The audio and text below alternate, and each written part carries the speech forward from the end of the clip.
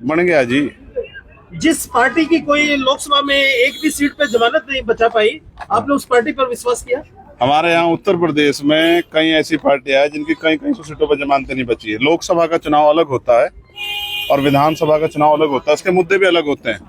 लोकसभा में तो हमारे लोगों ने भी भारतीय जनता पार्टी को हराने के लिए वोट किया है, लेकिन ऐसा नहीं है कि इस बार वो अपने संघर्ष करने वाले साथियों को अकेला छोड़ देंगे। हम उन्हीं के बीच में रहते हैं। उनका आशीर्वाद जिस तरह से पिछली बार भाजपा को हराने के लिए दूसरी पार्टियों को मिला था, इस बार वो आजाद समाज पार्टी उस अलायंस को मिलेगा, ऐसा मेरा भरोसा है।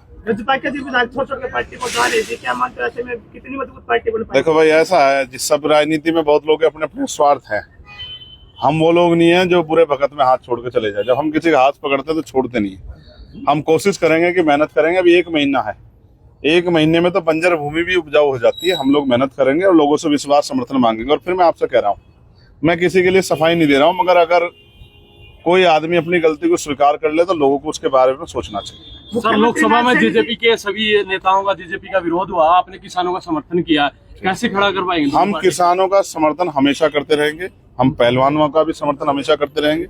ये मैं आपसे फिर कह दूं, वो हमारी वैचारिक लड़ाई मुद्दे हैं।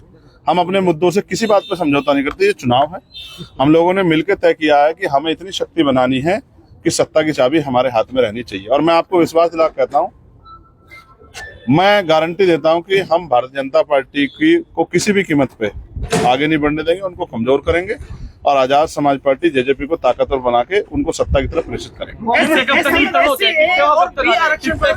चंद्रशेखर आजाद जी का क्या? हमारा स्टैंड साफ है कि हम अपने लोगों के साथ खड़े हैं। आप ये जानते हैं कि सुप्रीम कोर्ट हमारा कितना हितैषी है और सरकार हमारी कितनी हितैषी है। मैं चाहता बीजेपी का पार्ट 2 बता रही, क्या कहना आपका? अरे एक बार मैं पहले का जवाब दे दूं, जी। तो हम अपनी जिम्मेदारी को अदा कर रहे हैं और हम अपने वर्गों के प्रति ज्यादा जिम्मेदार हैं। हम किसी भी भाई का हिस्सा कमजोर नहीं पड़ने देंगे, इस बात की मैं आपको स्पष्टीकरण दे। अब आप पूछो क्या कह रहे थे? टिकटों का वितरण कब तक हो जाएगा? पार्ट 2 बता रही है, क्या कहना आपका? ठीक है, अब अच्छी बात है। वो लोकतंत्र में इतनी तो आजादी होनी चाहिए, जिसका जो मन हो कह दो। टिकटों का वितरण वो तो हमारी बहुत सारी पार्टियों को, बीएसपी को भी वो इसी तरह के शब्दों से नवाजते हैं।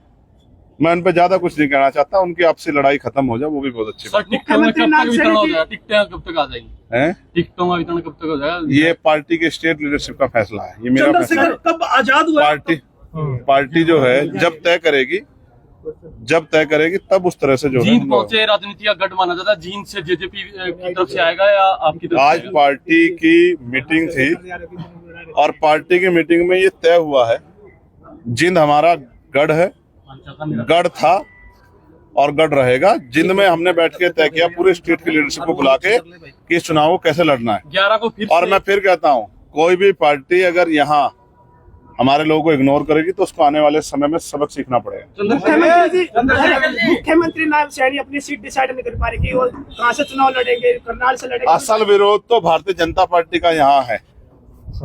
आप ये देखना कि जब मुख्यमंत्री ऐसा आए हैं, मुख्यमंत्री को नहीं पता कहाँ से लड़े और लोगों के क्या हाल होंगे, इस बारे में भाजपा को सोचना चाहिए। कौन रहेगा? हमारा देखिए, एक सेकंड, हमारे प्रदेश अध्यक्ष जी, हमारे भीम आर्मी प्रदेश जी, हमारे प्रभारी जी और हमारी पार्टी की जो सीनियर लीडरशिप है और हम खुद, हम सबसे छोटे कार्यकर्ता हैं। हम लोग बहुत मेहनत करें, कोशिश करेंगे कि जो संघर्ष हमने किया है, चाहे पहलवानों के लिए, किसानों के लिए, मजदूरों के लिए और तमाम तरह से। आप ये भी जानते हैं, देश में एक ऐसी रेजिमेंट थी जिसका इतिहास युगों युगों तक लिखा जाएगा। उचाना के अंदर छत्र में बहिष्कार हुआ, एससी समाज का दुष्यंत का गढ़ है, वहाँ पर उसे दुष्यंत चौटाला ने उनकी हेल्प नहीं की। आज भी वो गठबंधन से नाराज हैं।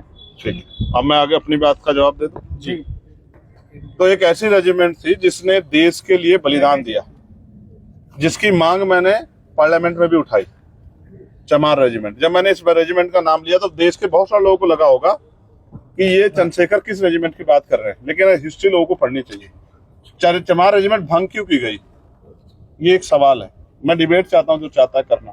भंग इसलिए की गई क्योंकि वो सबसे बड़ी राष्ट्रभक्त जो है रेजिमेंट थी, जिसने ये तय किया कि वो रेजिमेंट रहते, नौकरी रहते, तमाम तरह से अवसर रहते, देश के दुश्मनों के साथ तो लड़ सकते, लेकिन देशभक्ति की भावना से आजाद हिंद फौज जो देश की रक्षा और देश के को आजाद कराने के लड़ रही थी, उसके साथ वो लोग कभी लड़ाई नहीं लड़ सकते, इसलिए उसको भंग किया गया।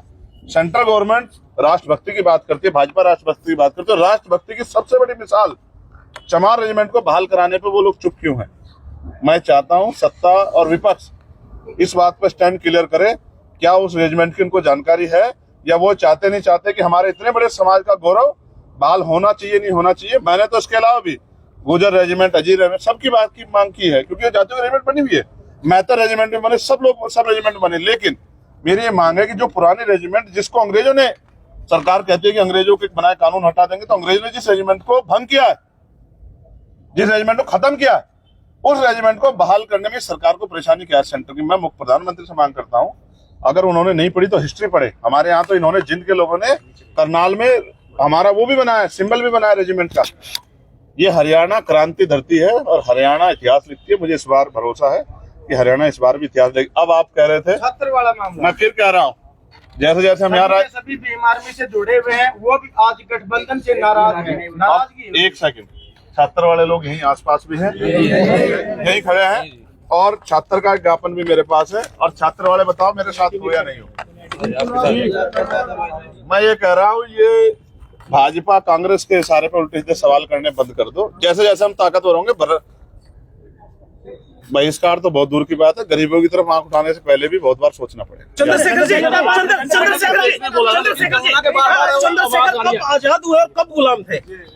चंद्रशेखर कब आजाद हुए और कब गुलाम थे? चंद्रशेखर आजाद तो, आजादी की लड़ाई में भी जो किरदार है चंद्रशेखर का, वो भी तब भी आजाद थे जब देश गुलाम था। आज का चंद्रशेखर तो आजाद था क्योंकि उस बाबा साहब अम्बेडकर ने संविधान के जरिए देश को आजादी दिला दी थी। आप जिनकी बात कर रहे हैं उनपे वो अभिनेत्री अच्छी है, अब सांसद भी बन गई है, लेकिन राजनीति में मेरे लोगों ने मेरा कद इतना बड़ा किया है कि ऐसे लोगों पे मैं टिप्पणी नहीं करता। महिला प्रतिनिधि यूपी में ज्यादा हो रही है, क्या कहना चाहिए सर? अब आप भाजपा की सरकार के लिए मैं यहाँ से बैठा था। फरीदाबाद में मॉब लिंचिंग का मामला क्या कहोगे सर?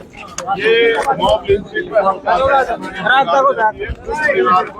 1 करोड़ रुपए का मुआवजा मिलना चाहिए और मॉब लिंचिंग करने वालों को सख्त से सख्त सजा मिलनी चाहिए, ऐसी मेरी मांग है।